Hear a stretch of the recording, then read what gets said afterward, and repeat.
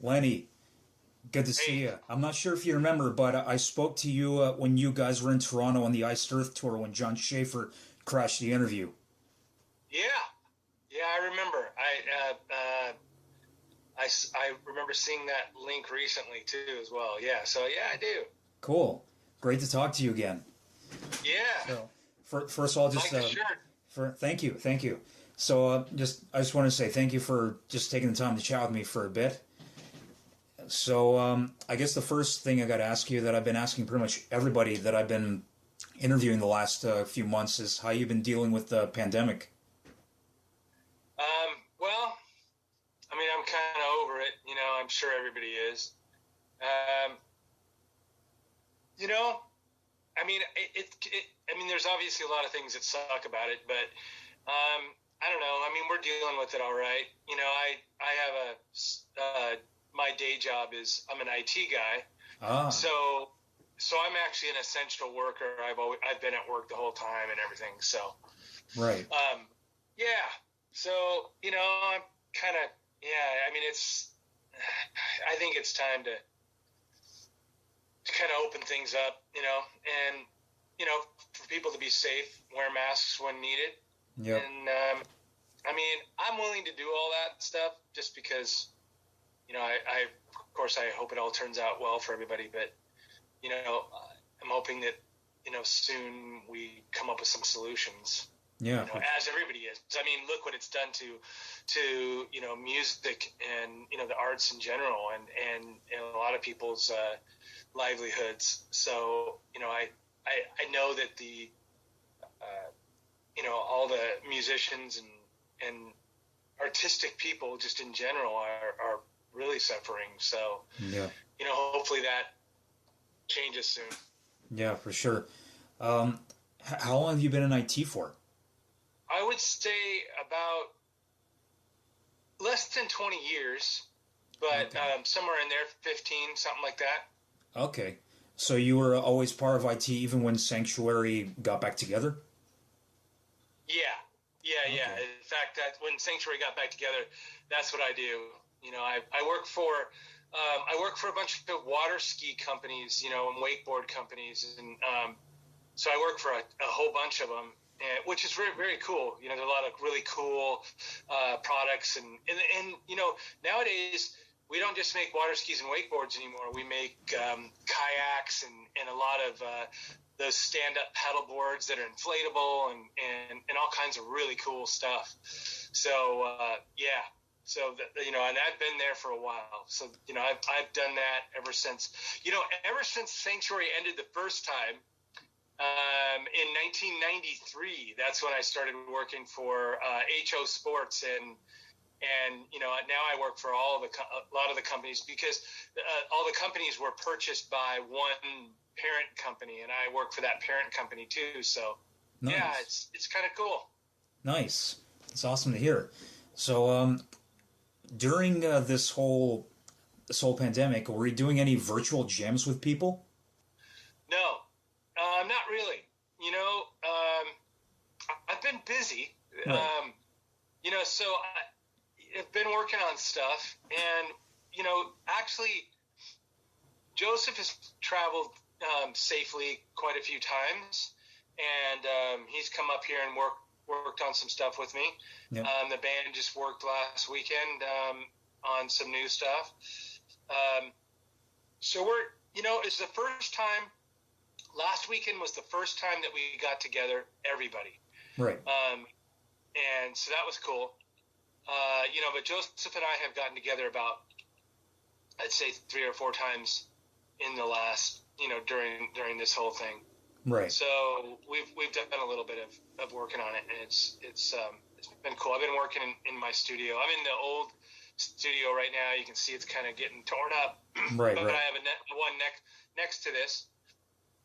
That's a new one that we're drywalling and doing all kinds of stuff with. So that's kind of kept me busy as well.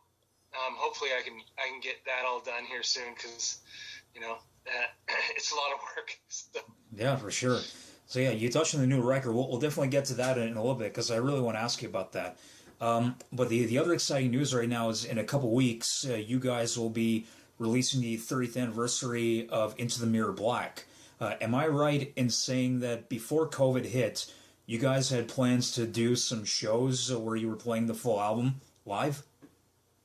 Yeah. Yep.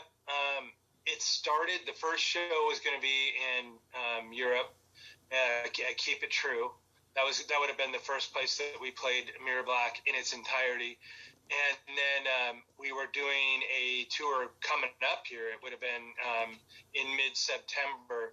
And that was all going to coincide with the release and everything. We had some festivals and a bunch of stuff going. And of course, everybody had to cancel their shows, unfortunately. Yeah. But we have actually scheduled all that just for the following year. It's fell into line pretty much the exact same time frame, right, just in 2021. And I mean, it's the 30th anniversary, but we can't really do anything about the fact that we couldn't play in 2020. Yeah. So we're just going to, extend that over into 2021 and play the whole Mirror Black in its entirety. Right. And we're hoping to do it in the U.S. too, and also in South America as well. So we do have some plans. Hopefully everybody's ready then. Hopefully everybody's well and we have all the safety measures in place and everybody's good to go, and we're over this thing. I'm still kind of skeptical if it will be over. Hopefully, but I guess we'll see. Yeah, fingers crossed for that. I'm definitely a little bit skeptical myself, but you never know what might happen with this. And plus, the celebrating 30 years in the 31 years, it's no problem. People will understand. Well, I think so. I mean, I guess I would think we'd get a pass because of the COVID. It's not like we forgot and said, "Oops, we forgot the 30th anniversary. Now we're going to do the 31st." But I'm sure people will just be happy to get out there and checking out bands. There'll probably be a whole lot of bands on tour in 2021. I would assume. Yep. It's funny because it took us a while to get this whole thing going. We've been talking about doing this anniversary for a long time, but we never really thought it would happen. And I worked on it for a long time with Century Media, and we finally got it all dialed in and worked out. And then, literally after it was approved and done, or starting, really after their approval process and then getting it all completed for the most part, then we got the news, of course, that we weren't going to be able to tour on it. So it was kind of a letdown there. But, people are going to enjoy it. It's going to be a really cool thing. There's a special release with, colored vinyl and it's the live version as well. It's the remastered version of Mirror Black. And there's also some demos as well that we did during the right before the recording. So it's all pretty cool stuff. And a lot of people always ask me about Black Reflections, that live concert we did in Reseda, California in 1990. A lot of people were digging that, so we ended up doing that too. And it all just kind of came together. One day those 2-inch tapes just showed up on my doorstep. It was weird. But, it turns out that our old manager sent them to us, and, I didn't really realize it was going to happen. And, so we thought those were gone forever, too. And it was kind of nice to have those so everybody could hear it. And it's mixed and everything, because before when it was released, it was just sort of thrown out there. I don't think we even had anything to do with it, if I remember correctly. I think they just kind of put it out as kind of like a promo, and we didn't really know that much about it. But this time we got to mix it and make sure it sounded quite a bit better. So really looking forward to seeing what everybody thinks about that. And I know everybody will really like it. Yeah, absolutely. I'm definitely looking forward to that.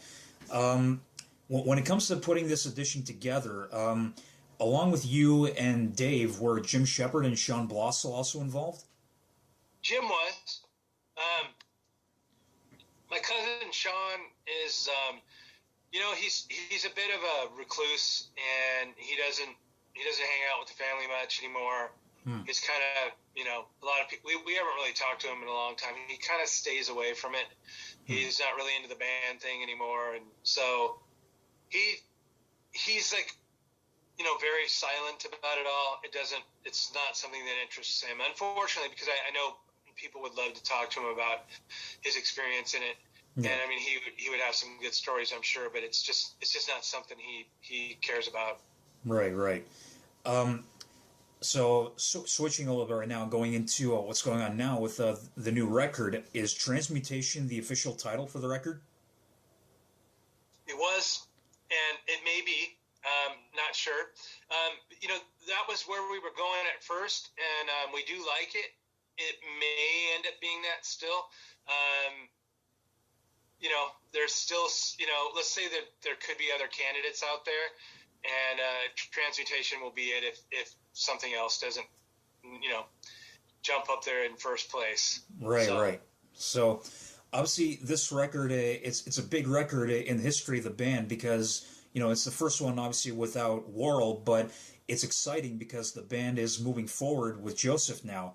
Obviously, you and Warrel were the primary writing force in the band, and some bands, when they lose a key member, it takes them some time to find this new groove of when it comes to writing with a new member. For you and Joseph, when it comes to writing, was the chemistry like instant, or did it take some time for you to settle into this new groove? It wasn't instant, and it does take time, and that's one of the things that we're starting to get a little bit better at now. Joseph is a busy guy; he's got a lot of things going on too, and yep. But we're coming up with some pretty cool stuff. But yeah, absolutely. Not only the fact that it takes a little bit of time for the chemistry to really work out, because sometimes there is that, but it was a little bit of a different process with Warrel, and we're also aware that it's got to be good. It can't.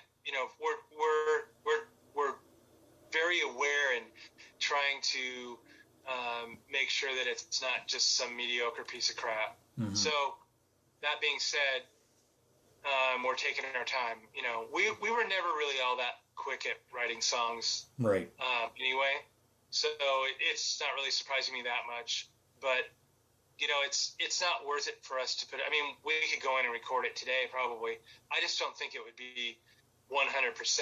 Maybe we're 70% right now to where it's not just done, because you're not done until everything's recorded and it's all dialed in. And a lot of people, if they're not actually in the studio, they don't realize that a lot of songs take a different form, a different shape, and yep. So a lot of things can happen between now and the final outcome.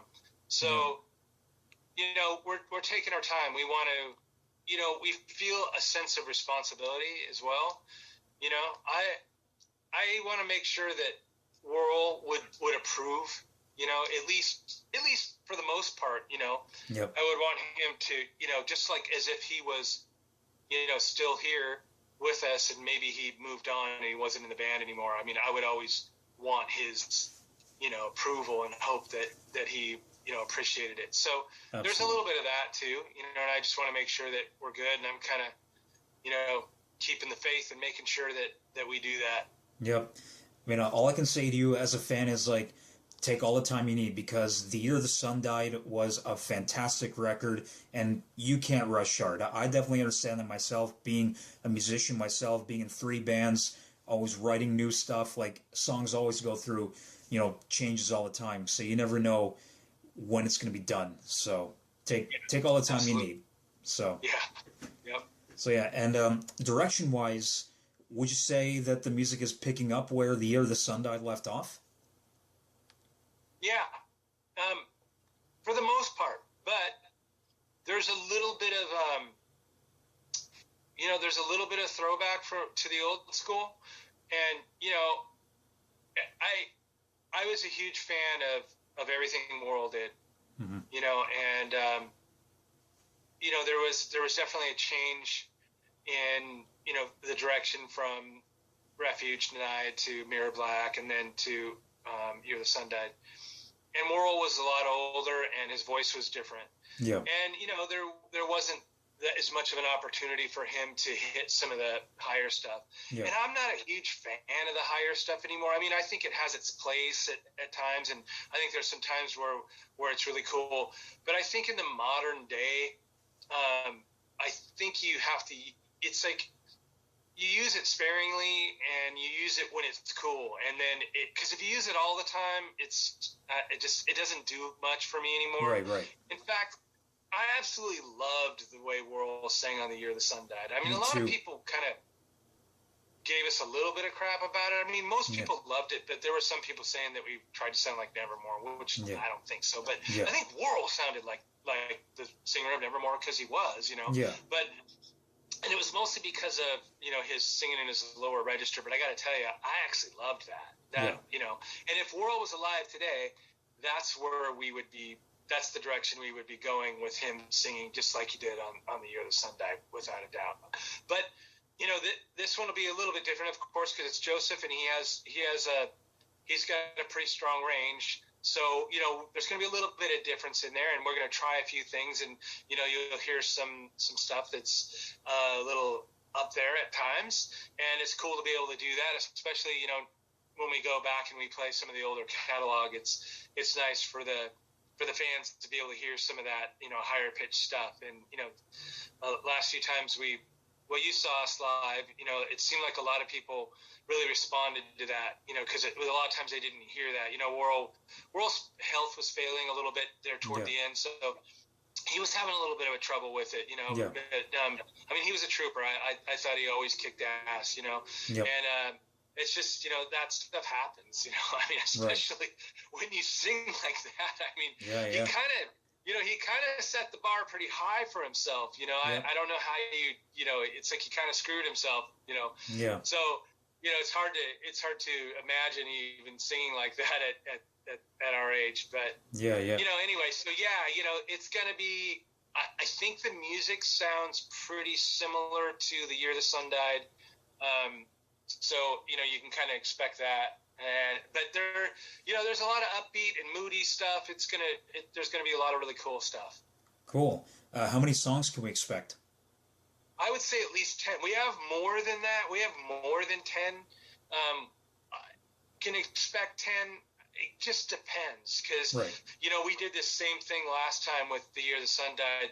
We had a couple more than we actually recorded, but they just didn't translate correctly at the time. Right. So we kind of held back on them. So, you know, I thought we were going to have 12 and we didn't, you know, but, you know, this time, you know, I swear it seems like we're working on over 15, but I'm going to promise 10. Let's put it that way. Okay. Awesome. So we're really looking forward to the record. Would you say it's safe to say it'll be out next year? Yeah. I mean, it seems like every time I say something like that, you know, it ends up pushing it out a little farther. But it is definitely a possibility. But I think I said that last year, that it would be a possibility that it'd be coming out this year. You know, I know last year around this time we were in Europe playing some shows, and we actually rented a place in Germany, and we stayed there for a while, about a week, and we wrote and worked on some stuff. And, you know, it's hard to say. Like I said, it's not coming out until it's right. Right. So I don't know if we're in a huge hurry, like, oh God, if we don't have it done, you know, this is going to happen.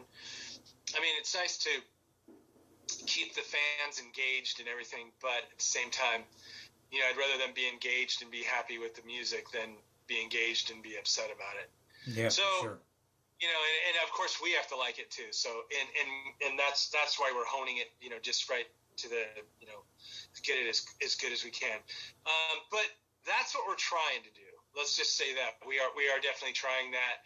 And, you know, that's one thing that COVID has kind of actually done, is that it's given us more time, because nobody's touring or doing anything. I mean, Joseph's other band, Witherfall, they're not touring either. So, you know, we have a little more time to kind of like work on this. So my feeling is that sometime next year we'll record it.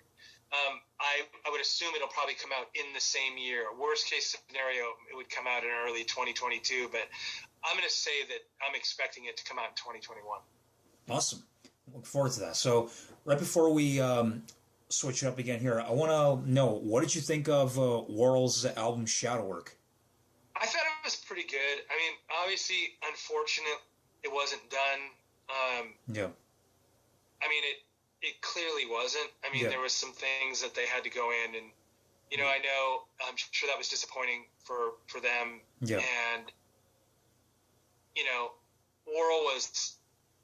I mean, it was kind of his baby, and he really. I know he was really passionate about it, and I think he was just struggling there at the end. And yeah. Maybe when he went down to Brazil, I think he, when he was around us, he kind of, there was just this different vibe where I think he kind of watched himself. And down there, I think he was like, it was more like he was on vacation or something, and he just, I don't know. I think maybe he partied a little too hard. Yeah. And I don't think it was probably good for him. I mean, obviously, we can't say what really happened. You know what I mean? You don't know if what happened would have happened anyway, and it probably would have. But I talked to him about 48 hours before he passed away, and wow, he looked really upset and kind of just like frustrated with some things, and I don't really know why. He didn't really explain it, but he just seemed kind of I know he was having a bit of a trouble with the record, and I know I'm trying to remember who the producer is. The name escapes me right now for a minute. Same. I can't remember exactly. Yeah, it's the guy who did the guy who did Chemical Romance, I think. I wouldn't know. Yeah, maybe not. Anyway, I think there was an issue there, and I think there was a. Maybe they were changing up producers, if I remember correctly, and he was really stressed out about it. Yeah. So I could tell he was having a rough time. Yeah. And I don't think maybe they weren't making as much progress as they wanted to, and of course at the end, I think they had to probably create a bunch of the songs with demos, demo voice tracks and everything, and. I mean, it kind of shows. I mean, I don't want to bag on those guys because I know they tried really hard, and I don't want to bag on Warrel either. But I think, Warrel would have wanted it, probably a different way. But, I mean, you do what you got to do. And I understand it. I understand that, they wanted to release and get it out there. And I think people probably enjoyed it, especially, I know when I heard it, there were a couple songs that it made me kind of feel like, wow, that's Warrel. I got to hear, what he was working on. Yeah. I mean, I wish it would have been a little more complete, but it was nice to hear what he was doing, and it just kind of made me, reminisce and think, oh man, that's totally, what Warrel would be doing. Absolutely. So, yeah. Yeah, I definitely enjoyed the record, and I did hear, like, if I want to listen to the vocals, like, what I really liked about it is that they were left in their raw state, which can be like a good thing and a bad thing. But I can definitely hear like some like little what's the word? Little nuances in the vocals. You're like, that didn't really sound really good. But so I could tell like he was struggling with like some stuff. But I really liked how it came out. So rest in peace, Warrel. Yep. So all right, so. Switching up here, going a little bit of a fun route, I want to do a bit of a lightning round. So fun, like rapid fire questions. Okay. So what would be your dream vacation?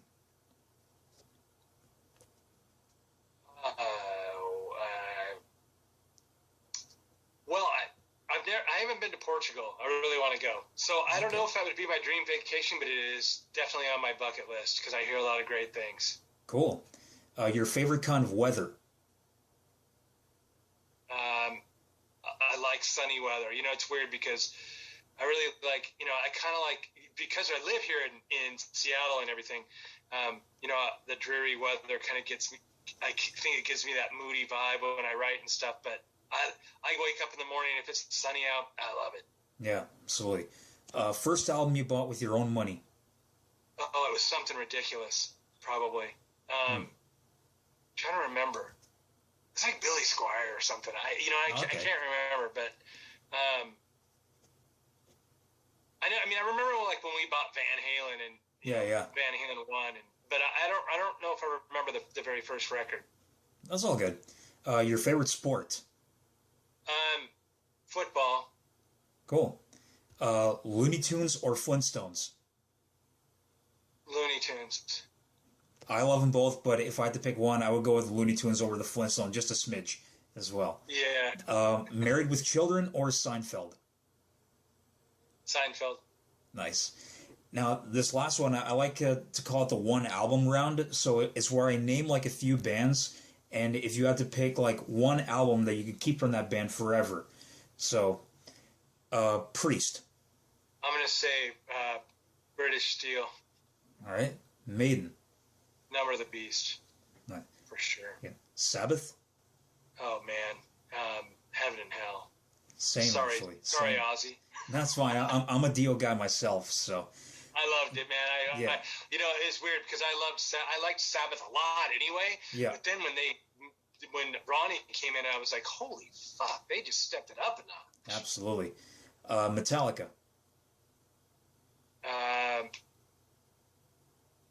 I'm gonna go with the Black Album. That's a fucking phenomenal album. Actually, the new album is great too. It is, man. For sure. Megadeth. Oh, definitely. Rest in peace.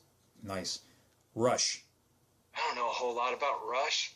As far as, I mean, I know that I had, what was the album with Spirit of the Radio on it? Permanent Waves. I liked that album a lot. So I actually had that when I was a kid, so. Cool. Van Halen? Van Halen 1. Nice. Motorhead? You know what? I'm not that familiar with Motorhead. I mean, I know, of course, some of the songs, but right. Album-wise, I don't know. That's it. No, all good. And last one, AC/DC. Highway to Hell. Cool. All right, so one last question, and then I'll let you go. Okay, so regarding the before we can maybe get back to doing live shows, have you guys thought about maybe doing any live streaming shows like most bands are doing? We talked a little bit about it. We're just, one of these times we would have to do that. I mean, it sounds like it would be cool. Mm-hmm. We don't all live in the same city.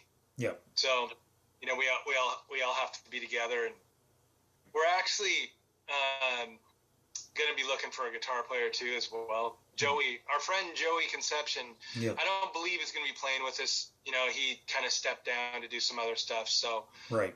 We'll probably be looking for another guitar player too. So there's that. I guess that's all I got for you. So Lenny, I just want to say thank you so much for a great chat once again. Like, I have to tell you, like, the last time we chatted when John came into the room, that was like one of my favorite interviews that I've ever done. So that was fun, yeah. Yeah, for sure. And hopefully when things get back to normal, you guys come back up here. I definitely hope that we can chat again in person soon. Yeah, absolutely. I'm hoping to get back up there. We don't get to Canada very often, Mm-hmm. I mean, every now and then we'll play Vancouver, but right. I mean that's right up the road for us. It's right. not that hard. But right. Did we see you in Montreal? Toronto. Okay, that's right. That's it. So yeah. All right. Hopefully, definitely hope to hang with you again soon sometime and maybe chat, maybe catch up with you in the next little bit regarding the record and anything else. And I just wish you all the best with everything going forth, the new record, new guitar player, and everything. So. Yeah, sounds good, man. Hopefully next time we get up there won't be so much snow. Yeah, for sure. There was a lot when we were there last time, boy. Yeah, there was. Anyway, Lenny, so thanks so much again. Have a great night, and we'll see you soon. All right, Alex. See you. See you, man.